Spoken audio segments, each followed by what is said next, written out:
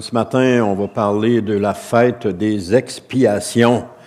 C'est la 6e fête, c'est l'avant-dernière. La semaine prochaine, c'est la fête des tabernacles. Mais cette semaine, on va terminer ça avant Pâques. Pâques, il y aura un autre message différent. Mais cette semaine, on va parler de la fête des expiations. Et juste, c'est vrai aussi, juste vous rappeler que Pâques avance à grands pas. On va, c'est dans deux semaines pour la fête de Pâques, alors ça avance à grands pas. Alors les fêtes qu'on a vues jusqu'à maintenant, il y en a 7, comme j'ai dit. Les 7 fêtes trouvent leur accomplissement en Jésus, parce que les fêtes, ce sont les fêtes de l'Éternel. Il y a, comme j'ai mentionné aussi dans les semaines précédentes, il y a d'autres fêtes en Israël, mais ce ne sont pas tous des fêtes de l'Éternel. Ce sont des fêtes généralement pour souligner, c'est des fêtes historiques dans le fond, c'est pour souligner quelque chose qui s'est passé à un moment donné. Alors parmi les 7 fêtes, on a vu la Pâque de l'Éternel, on a commencé avec celle-là. Ensuite de ça, on a vu la fête des pains sans levain. La fête des prémices, si vous vous souvenez, la fête des semaines ou la fête de Pentecôte, la fête des trompettes, et aujourd'hui, c'est la fête des expiations. Donc, le plus grand besoin de l'être humain n'était pas d'être amélioré, mais d'être réconcilié. C'était le besoin de l'être humain. Et derrière le bruit des excuses, des justifications et des tentatives pour aller mieux, il y a une question profonde qui demeure: comment être réellement en paix avec Dieu? Et c'est la question, d'ailleurs, il y a des livres qui ont été écrits à ce sujet, la paix avec Dieu, et puis plusieurs auteurs ont écrit des choses pour comment être réellement en paix avec Dieu. Et la fête des expiations répond à cette question-là, mais elle répond aussi avec clarté et aussi avec une clarté saisissante. Elle annonce qu'une réconciliation est possible, une réconciliation complète et une réconciliation durable. Donc, on peut être réconcilié avec Dieu. Si nous avons passé par la nouvelle naissance, nous avons reconnu nos péchés, nous avons demandé pardon au Seigneur, nous avons donc été réconciliés avec Dieu. Notre péché a été effacé et nous avons reçu la vie éternelle. Donc, nous avons été réconciliés avec Dieu. Et cette fête trouve son accomplissement en Jésus. Et elle parle aujourd'hui particulièrement aux croyants, encore aujourd'hui, cette fête ancienne parle encore aux croyants, mais elle parle aussi aux non-croyants. Et elle s'adresse à l'humanité, elle s'adresse à chaque être humain. Et la fête des expiations est le pardon qui restaure et qui réconcilie. On a parlé la semaine dernière dans la fête des trompettes, on avait aussi cette notion-là de pardon, de réconciliation, mais aussi dans la fête des expiations. Mais celle-ci est encore plus prononcée, explicite, mettons. On va regarder ensemble Lévitique 23-27 qui nous dit « Le 10e jour de ce 7e mois est le jour des expiations. Ce sera un jour d'assemblée culturelle où vous vous humilierez et vous offrirez à l'Éternel des sacrifices consumés par le feu. » Donc, la fête des expiations est le jour le plus solennel du calendrier biblique. Elle ne célèbre pas une récolte, elle ne célèbre pas non plus une joie extérieure, mais une œuvre intérieure profonde. C'est une fête qui vient célébrer quelque chose profondément à l'intérieur de nous. Alors, ce jour-là, le peuple de Dieu se tient devant Dieu avec sérieux et espérance, car Dieu a prévu un moyen pour effacer la faute et restaurer la relation. Alors, le premier point, c'est le jour des expiations révèle la gravité du péché. Alors, ce jour rappelle que le péché n'est pas une simple erreur humaine, mais une rupture réelle avec Dieu. Le péché est une rupture avec Dieu. On l'a déjà dit dans le passé, on le disait toujours que lorsqu'on péchait, on coupait comme le lien de communication avec Dieu. Mais ici, avec cette fête-là, c'est qu'une fois par an, le peuple s'arrêtait, il s'humiliait et puis il reconnaissait sa condition devant Dieu. C'est une chose importante de faire aussi. Même après être sauvé, même après être né de nouveau, prendre le temps de s'arrêter, prendre le temps de réaliser. On en a parlé la semaine dernière avec le repas du Seigneur. C'est un moment où est-ce qu'on prend le temps de s'arrêter puis de réaliser, est-ce que ma vie est toujours en règle avec Dieu? Est-ce que ma vie plaît au Seigneur? Est-ce qu'il y a des choses dans ma vie qui ont besoin d'être enlevées? Est-ce qu'il y a des choses que j'ai besoin de confesser? Donc, il y a une remise en question qui est là. Et ça, c'est nécessaire de le faire. C'est important de le faire. Parce que ça nous permet de rester connectés avec Dieu. Vous savez, le silence et le jeûne dans cette fête soulignaient la profondeur du problème. C'est Lévitique 16-29, et puis c'était quand même assez drastique. Ça dit « Toute personne qui ne s'humilierait pas ce jour-là sera exclue de son peuple. » Donc, c'était une fête qui était, à quelque part, comme imposée, où chacun devait s'humilier. C'était pas juste demander, il y avait une conséquence. Si tu ne t'humilies pas, tu vas être exclu de mon peuple. Et c'est encore pareil aujourd'hui. On a besoin, pour rester dans le peuple de Dieu, de s'humilier devant lui, de prendre conscience de notre vie intérieure. Parce que Dieu ne minimise jamais le péché, parce qu'il connaît ses effets destructeurs. Ignorer le péché n'apporte pas la liberté, mais l'endurcissement à la longue. Plus on s'enfonce, plus on tolère le péché dans notre vie, plus qu'on s'endurcit et moins on ressent le besoin de demander pardon parce qu'on cohabite avec. Mais il ne faut pas cohabiter avec. Lorsqu'il y a un péché dans notre vie, il faut s'humilier puis demander pardon. Certains vont dire, oui, mais quand ça revient, puis ça revient, puis ça revient, on continue de demander pardon. On continue de s'humilier devant le Seigneur, puis de continuer d'implorer sa grâce et de lui demander de nous délivrer. Et le Seigneur va le faire. Il l'a promis. Le jour des expiations enseigne que la guérison commence par la vérité. C'est-à-dire lorsque l'on reconnaît notre péché et qu'on le confesse. C'est Jean qui va dire, si nous confessons nos péchés, il est fidèle et juste pour nous les pardonner. Alors, si on reconnaît ce péché dans notre vie, qu'on le confesse, nous savons que Dieu va nous pardonner. Nous avons cette assurance-là. Et c'est ça que le jour des expiations enseigne. Entre autres, on va voir 3 choses que ça enseigne. Et aussi, reconnaître sa faute, c'est pas une faiblesse, mais c'est le premier pas vers la restauration. Pourquoi beaucoup de personnes, lorsque l'invitation de venir à Jésus est faite, de reconnaître leur péché, de demander pardon, ne font pas le pas? Parce que pour eux, ce serait comme un avou d'une faiblesse. Et ils ne le font pas. Ou généralement aussi, c'est par orgueil qu'ils ne le font pas. Mais c'est le premier pas vers la restauration. Et tous ceux qui ont fait ce pas de venir vers Jésus, qui se sont humiliés, qui lui ont demandé pardon, qui se sont mis à genoux, qui ont demandé pardon, ont vécu la restauration. Et cette restauration-là, elle est encore là aujourd'hui. Dieu a encore cette main tendue vers nous. Alors Jésus a accompli cette réalité en révélant la sainteté de Dieu puis la profondeur du besoin humain. Alors il ne banalise pas le péché, mais il en montre la solution. Donc, par sa venue, Dieu confronte le péché pour mieux en libérer l'homme. Alors, Luc 5, verset 31 dit « Ceux qui sont en bonne santé n'ont pas besoin de médecins, ce sont les malades qui en ont besoin. » Et c'est Jésus qui disait ça. Donc, lorsque nous avons un problème, on vient au Seigneur. Et le Seigneur répond à notre prière.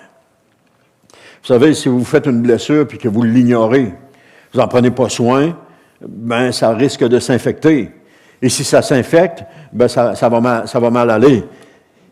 La regarder en face puis l'accepter, c'est faire, ça permet, et accepter, ça permet enfin la guérison. C'est Kevin DeYoung qui disait, être en paix avec ton péché, c'est être en guerre contre Dieu. Donc le Seigneur nous appelle à nous humilier, constamment, régulièrement, toujours nous humilier devant Dieu. Nous sommes appelés à vivre dans une repentance sincère, à découvrir que Dieu ne condamne pas pour écraser, mais pour guérir et libérer. C'est le désir de Dieu de nous libérer, de nous guérir, de nous délivrer. C'est son désir. Parce que Dieu veut la relation avec nous. Mais le péché empêche la relation. Mais Dieu veut cette relation-là. C'est son désir. À partir du moment où Adam et Ève ont péché, la relation a été brisée, mais Dieu a recherché toujours le moyen de faire la relation, d'avoir cette relation avec nous. Et c'est pour ça que Jésus est venu jusqu'à la croix, qu'il est mort, qu'il a porté notre péché, qu'il est mort et qu'il nous a délivrés pour nous réconcilier avec Dieu, que nous puissions avoir cette relation avec Dieu. Le Seigneur va dire, c'est pas toi qui m'as choisi, c'est moi qui vous ai choisi. Et Seigneur, je te rends grâce. C'est une grâce que Dieu nous a choisis. Alors Dieu a une main tendue en ce moment, et ça s'appelle la main de réconciliation. Il y a toujours cette main tendue. Même si on est croyant, même si on fréquente une église, il peut y avoir des moments dans notre vie où est-ce qu'on s'endurcit. Où est-ce qu'on s'éloigne de Dieu et qu'on va rechercher plus nos intérêts que ceux de Dieu. Mais Dieu a toujours sa main tendue, sa main de réconciliation. Il appelle à se détourner de notre péché puis à venir à lui sans plus attendre. Le deuxième point, c'est le jour des expiations annonce un pardon accordé par substitution. C'est Lévitique 16:16, ça nous dit « Il, le prêtre », en parlant du prêtre, accomplira le rite d'expiation pour purifier le sanctuaire de l'impureté et des désobéissances des Israélites. Donc, au cœur de cette fête, il se trouve un sacrifice. Et comme on a dit, Jésus a accompli cette fête. Donc, cette fête-là était quelque chose qui annonçait le sacrifice de Christ. Et au cœur de cette fête se trouve un sacrifice, c'est-à-dire que le sang de l'animal est versé non par cruauté, mais parce que la vie est donnée pour la vie. Et tout le long dans les sacrifices qui ont eu lieu dans l'Ancien Testament, sous la loi, ces sacrifices annonçaient une chose, que la vie était donnée pour donner la vie. C'est qu'il y avait un animal qui était sacrifié pour expier le péché. Et tout ça, ça annonçait le sacrifice de Christ qu'on va voir à Pâques, qui est celui de Pâques, et que le Christ a été sacrifié comme l'agneau parfait, l'agneau immolé, afin que nous puissions avoir la vie. Il a donné sa vie pour que nous puissions avoir la vie. Et c'était ce modèle-là qu'on avait tout au long de l'Ancien Testament dans les sacrifices. Année après année, lorsque les Juifs sacrifiaient l'animal le jour de la fête des expiations, ça annonçait le sacrifice de Christ. Ils ne le savaient pas encore, mais ils l'ont appris lorsque Christ est mort et par après. Ça annonçait ce sacrifice-là. Ils l'ont fait pendant des siècles. Ils l'ont fait année après année, et tout cela parlait pour annoncer le sacrifice de Christ. C'est Paul qui va dire que c'était l'ombre des choses à venir. Tout ça, c'était l'ombre des choses à venir. Et qui est-ce qui était à venir? C'était Christ qui était à venir. Il ne faut jamais oublier. Christ est le centre du plan de Dieu. Il n'y a rien d'autre. Christ est le centre du plan de Dieu. Donc, Dieu montre aussi que le pardon a un coût et que ce coût n'est pas porté par le peuple, mais par un substitut. Hein? Alors, lors de cette fête, il y avait deux boucs qui étaient présentés, si vous vous souvenez. L'un était sacrifié, mais l'autre portait symboliquement les fautes du peuple puis était envoyé au désert. Et cette image forte montre que le péché est à la fois couvert et ôté. Couvert par le sang de l'agneau qui est versé, le péché est couvert, et par le bouc qui est envoyé au désert, le péché est ôté. C'était ça que ça démontrait. Dieu ne fait pas semblant d'oublier. Il enlève réellement la faute. Il efface complètement la faute. On n'a pu apporter la culpabilité de cela. On n'a pu à s'en aller avec ça puis avoir cette culpabilité de péché sur nous. Non, Dieu a effacé complètement. On est recouvert du sang de Jésus. On n'a plus apporter cette culpabilité-là. Jésus a accompli pleinement cette substitution. Il est à la fois le sacrifice et celui qui porte les fautes. Le bouc envoyé au désert, l'autre qui est sacrifié, représentait Christ. Et en lui, le pardon n'est plus temporaire ni répété, mais définitif. Parce que dans l'Ancien Testament, c'était répété année après année après année pour le pardon des péchés. Mais avec le sacrifice de Christ, c'est définitif et c'est fini. Il n'y a plus besoin de sacrifice, nous dit l'Épître aux Hébreux, pour le pardon des péchés. Ça a été offert une fois pour toutes à travers l'agneau de Christ. 1 Pierre 2, 24 nous dit, « Il a pris nos péchés sur lui et les a portés dans son corps sur la croix. » Donc, une personne qui paye une dette à la place d'un coupable, il ne nie pas la dette. Il la règle. Il n'est pas en train de dire « Oh non, non, il n'y en a pas de dette, il n'y en a pas de dette. » Non, il va la régler, il va la payer. Et c'est ça que Dieu a fait. Lorsque Jésus est mort sur la croix, il a payé la dette. Dieu n'a pas nié la dette, il l'a payée. C'est John MacArthur qui disait « Lui, le juste, est mort pour nous, les injustes, il a pris notre place. » Et lorsqu'on réalise ça, lorsqu'on prend conscience de cela, que Jésus a pris notre place, il y a un sentiment de joie, de reconnaissance qui monte à l'intérieur de nous et qui fait qu'on exalte Christ pour l'œuvre qu'il a fait. Lorsqu'on vient, qu'on chante les chants, on les chante à Christ. Pourquoi on les chante à Christ? Parce qu'il nous a libérés, parce qu'il nous a délivrés. Il y avait la malédiction sur nous, mais Christ nous a délivrés. Et il y a cette reconnaissance à l'intérieur de nous qui monte. Et nous disons, Seigneur, Seigneur, je suis reconnaissant que tu m'as délivré. Je suis reconnaissant que tu m'as pardonné. Je suis reconnaissant, Seigneur, pour tout ce que tu as fait. Parce que je ne pouvais pas me libérer moi-même, je ne pouvais pas me pardonner moi-même, mais toi, tu pouvais le faire et tu l'as fait. Il y a cette joie qui monte en nous, cette reconnaissance qui monte en nous. Alors vivons dans la reconnaissance d'un pardon accompli et découvrons que Dieu a déjà pris l'initiative de la réconciliation. C'est Dieu qui l'a pris, l'initiative. Parce que s'il ne l'avait pas pris, on ne l'aurait pas pris. On serait encore là où est-ce qu'on serait. Et pourquoi, je fais une petite parenthèse ici, pourquoi Dieu a barré l'accès à l'arbre de vie après que Adam et Ève ont été chassés du jardin d'Éden? C'était pour éviter qu'on vive éternellement dans cette condition-là. Imaginez vivre éternellement dans une condition de péché constant, de maladie, de défaite et de peine et de séparation et de tout ce qu'on vit aujourd'hui. Ça ne serait pas agréable. Ça ne serait pas ça, la vie. Mais Dieu n'a pas permis cela.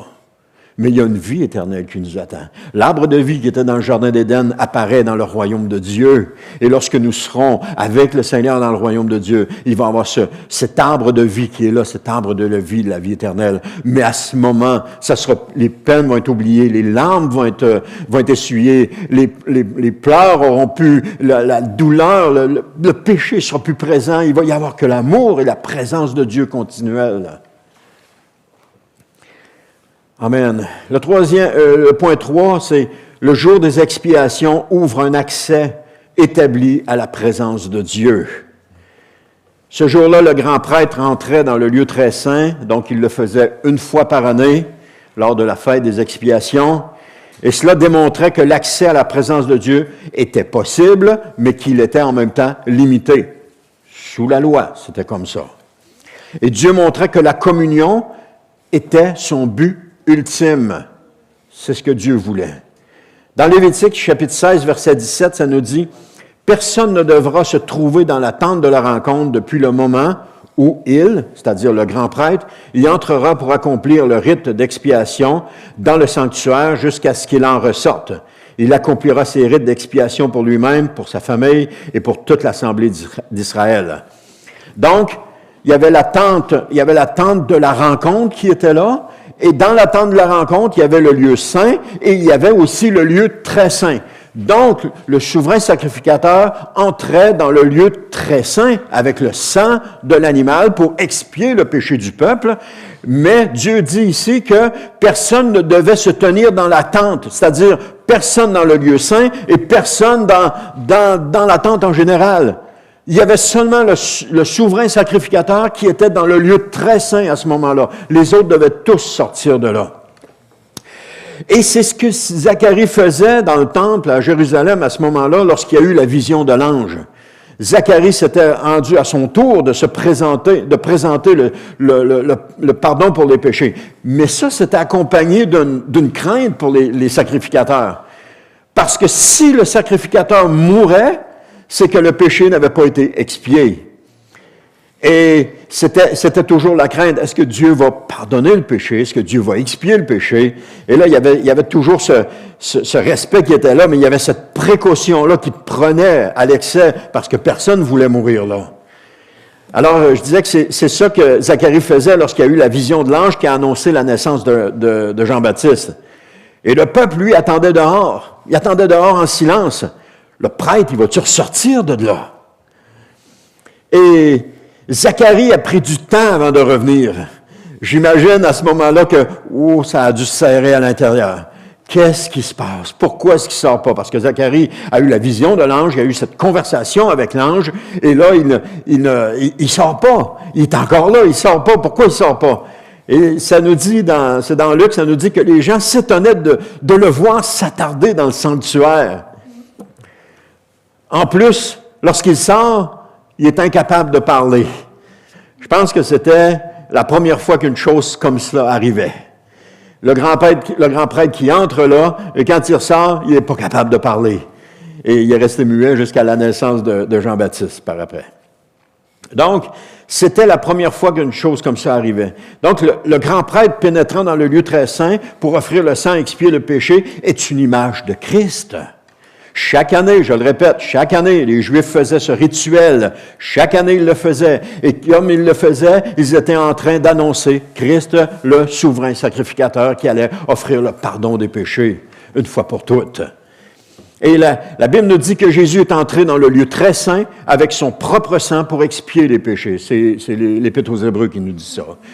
Puis il est ressorti vivant par la résurrection. Alors Jésus est entré dans le sang, on voit l'image là, le grand prêtre qui entre dans le lieu très saint, qui offre le sacrifice, qui offre le sang versé du sacrifice pour le pardon des péchés. Et on voit Jésus qui entre dans le lieu très saint avec son propre sang pour offrir le pardon des péchés. Et si le prêtre sortait vivant, c'est parce que le pardon avait été accordé et Jésus est sorti vivant par la résurrection. Il vit aujourd'hui, il vit au siècle des siècles. Le pardon a été accepté par Dieu. Nous sommes réconciliés avec Dieu. Et il devrait y avoir cette joie à l'intérieur de nous. Je suis réconcilié avec Dieu. Je suis réconcilié avec Dieu. Je ne suis pas comme tous les êtres humains sur la terre qui n'ont pas de relation avec Dieu. Je suis réconcilié avec Dieu. Je marche dans le royaume des cieux avec mon Dieu. J'ai la vie éternelle et Jésus est avec moi. Il y a cette joie qui devrait être là à l'intérieur, mais aussi accompagnée de cette reconnaissance de Dieu. Ça, c'est le signe que Dieu a accepté son sacrifice d'expiation. Et lorsque le grand prêtre sortait vivant, c'était le signe que le péché avait été expié. C'est ça que je vous ai dit. Alors, cette attente soulignait le désir profond de Dieu de demeurer avec son peuple, malgré la distance ou la séparation imposée par le péché. Chaque année, il y avait cette réconciliation et Dieu continuait, demeurait en relation avec son peuple. Et Jésus a accompli cette fête en devenant le grand prêtre parfait, nous dit Hébreux 4, 14 à 16. Il est le grand sacrificateur. D'ailleurs, Jésus est le roi, et la Bible nous dit qu'il est le roi, il est le prophète et il est le sacrificateur. Les trois choses qui étaient pour gouverner le peuple d'Israël à ce moment-là, il y avait le prophète auprès du roi, il y avait le roi, et puis il y avait le souverain sacrificateur. Et Jésus est les trois. Jamais les hommes ne pouvaient pas avoir non seulement deux choses. Ils ne pouvaient pas être le souverain sacrificateur puis être prophète, ou être roi puis être souverain sacrificateur, ou roi puis prophète, etc. Mais Jésus est les trois. Jésus a accompli parfaitement toutes choses. D'ailleurs, Jésus est l'accomplissement de la parole de Dieu. Toutes les promesses qui ont été faites, Jésus est l'accomplissement de ces promesses-là. Donc, par sa mort, vous le savez, le voile s'est déchiré et l'accès à Dieu a été ouvert à tous sans restriction. Maintenant, nous avons libre accès dans la présence de Dieu. À l'époque, les Juifs ne pouvaient pas entrer dans la présence de Dieu comme nous avons cette possibilité-là. Nous pouvons entrer dans la présence de Dieu. Mais ce qu'il nous démontrait, ce que tous les rites dans lesquels les sacrificateurs agissaient et puis les Lévites agissaient, ça nous démontrait ce que nous avons aujourd'hui. Parce que nous pouvons entrer dans la présence de Dieu. Nous pouvons entrer dans le lieu saint. Plus que ça, nous pouvons entrer dans le lieu très saint parce que ça nous a été ouvert. C'est Hébreux 10, 19 qui dit « Ainsi donc, frères et sœurs, nous avons une pleine liberté pour entrer dans le lieu très saint grâce au sang du sacrifice de Jésus. » Amen. Donc, une porte qui était longtemps fermée s'est enfin ouverte. Une porte que, on pourrait dire que Adam et Ève ont fermé, s'est ouvert grâce à Christ. Le premier Adam a fermé la porte. Le nouvel Adam, Christ, a réouvert la porte. Et nous pouvons entrer dans le lieu très saint. Adam pouvait bénéficier de la présence de Dieu continuelle parce que Dieu descendait dans le jardin. Dieu parlait, s'entretenait avec Adam. Aujourd'hui, c'est la même chose. À cause de ce nouvel Adam de Jésus-Christ, nous pouvons entrer dans la présence de Dieu. Nous pouvons parler avec le Seigneur. Nous pouvons vivre dans sa présence. Mais c'est pas à cause de nous. C'est pas à cause de nos forces. C'est pas à cause de nos talents. C'est à cause de Jésus, à cause de son sang versé pour nous. Alors, il n'y a pas de gloire à retirer de cela, si ce n'est de se glorifier de Jésus, parce que Jésus seul a payé le prix pour que nous puissions entrer là. Alistair Begg disait, « Cela nous donne l'accès et l'assurance, et c'est par le sang de Jésus, par un chemin nouveau et vivant qu'il a ouvert à travers le voile. » Alors, je termine avec ceci. Je vous invite à vivre dans une relation vivante avec le Père. Vive cette relation vivante avec Dieu. Celui qui ne connaît pas Jésus est appelé à entrer dans cette communion qui est rendue possible par Jésus. La fête des expiations révèle un Dieu saint qui ne ferme pas les yeux sur le péché, mais qui ouvre un chemin de pardon. C'est ça qu'on a vu. Dieu a ouvert un chemin de pardon. Dieu aurait pu abandonner l'humanité à partir de ce moment-là, mais il ne l'a pas fait. Il aurait bien voulu abandonner l'humanité à l'époque de Noé, mais il ne l'a pas fait. Il est toujours resté proche de sa création. Dieu a toujours voulu cette relation. Mais aujourd'hui, gloire soit rendue à Dieu. Si nous avons cette relation, si nous pouvons entrer dans le lieu saint, si nous pouvons parler, prier le Père, c'est parce que Jésus en a payé le prix. Fixons nos regards sur Jésus. Il est l'accomplissement des promesses. Il est le centre du plan de Dieu. Il est la réalisation de toutes les promesses qui ont été faites. Lorsqu'il a parlé aux disciples d'Emmaüs, il leur a parlé à propos de tout ce qui le concernait dans la loi et dans les prophètes, c'est-à-dire dans tout l'Ancien Testament. Il leur a présenté ce qui le concernait. Jésus est cet accomplissement-là. Donc, en Jésus, cette fête est pleinement accomplie. D'abord, le péché est reconnu. Ensuite de ça, le pardon est accordé et l'accès à Dieu est maintenant ouvert. Amen. Je vous le répète, le péché est reconnu, le pardon est accordé et l'accès à Dieu est ouvert. Et quelle grande bénédiction avons-nous reçue du Père?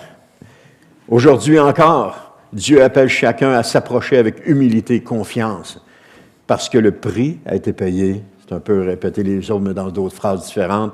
Le prix a été payé, la porte est ouverte et la réconciliation est offerte. Nous avons été réconciliés avec Dieu. Amen. J'aimerais tellement pouvoir transmettre l'intensité qu'il y a à l'intérieur de moi à propos de cela, mais je ne peux pas le faire. La seule question qui demeure est celle-ci. Voulons-nous entrer dans cette paix que Dieu a rendue possible? Voulons-nous profiter de cette paix que Dieu a rendue possible? Profiter de la présence de Dieu? Profiter du lieu très saint? Profiter de la vie que Jésus nous donne?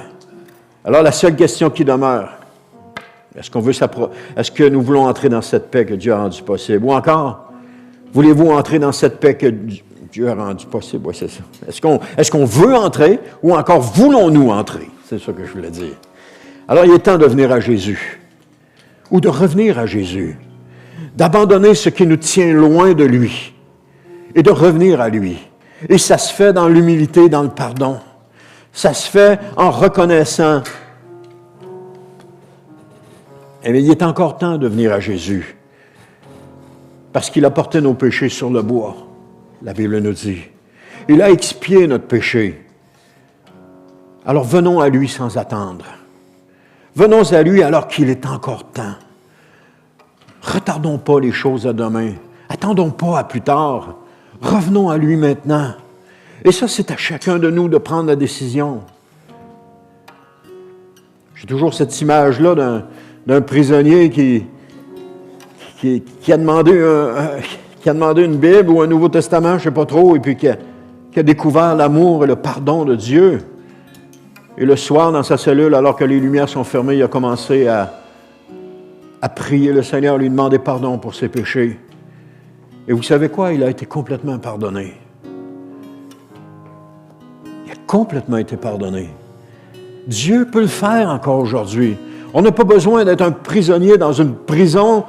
On peut juste le faire dans notre chambre en se mettant à genoux et en disant « Seigneur, je te demande pardon ». On peut le faire en étant à la table, la cuisine chez nous, dire à Dieu « Je te demande pardon ». Juste réaliser, prendre conscience. Combien de fois j'ai pris conscience de choses qui me séparaient de Dieu, qui m'éloignaient de Dieu. Et là, dans les larmes, je disais au Seigneur « Pardonne-moi ». Et le Seigneur me pardonnait. Parce qu'il y avait cette joie qui montait à l'intérieur de moi, cette confiance que je savais que j'avais été pardonné. Et je me souviens d'une fois, je disais, Seigneur, pardonne-moi. Mais oui, hein? Quand Jean nous dit, à cette époque-là, j'étais jeune chrétien, je ne savais pas ce que je sais aujourd'hui, mais à cette époque-là, Jean dit que si nous confessons nos péchés, il est fidèle et juste pour nous pardonner. Donc, si on confesse nos péchés, nous sommes pardonnés. C'est 1 plus 1, ça fait 2. Il n'y a pas plus que ça. Il n'y a pas besoin de plus que ça. Je confesse dans la sincérité et Dieu me pardonne. C'est tout. Mais à cette époque-là, je cherchais. Je disais, Seigneur, montre-moi que tu m'as pardonné. J'étais encore jeune chrétien. Montre-moi que tu m'as pardonné. Montre-moi que tu m'as pardonné. Et puis là, je tournais ma Bible, puis je cherchais des passages, puis montre-moi que tu m'as pardonné. Puis je pleurais, puis... Et à un moment donné, j'arrivais sur un passage, généralement c'était dans les psaumes, où le Seigneur me confirmait que j'avais été pardonné. C'était à l'intérieur de moi, il y avait une joie indescriptible qui montait.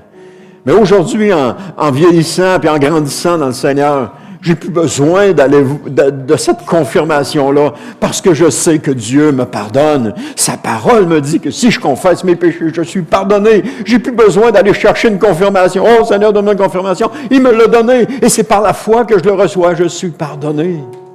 Et aujourd'hui, quand je tombe, parce que oui, je tombe encore, mais quand je tombe, le Seigneur me pardonne. Il me pardonne. Lorsque je m'humilie, que je lui demande pardon, il me pardonne. Et ça, c'est pour tout le monde. Chacun de nous, il y a cet espoir-là qui est là. Parce que si on continue dans notre péché, la communion est brisée. Mais Dieu a envoyé Jésus pour qu'on soit réconcilié avec lui. C'est juste un récapitulatif de la prédication. Qu'on soit réconcilié. Et c'est grâce à Jésus qu'on est réconcilié. Et je vous le répète, Jésus est le centre du plan de Dieu. Amen.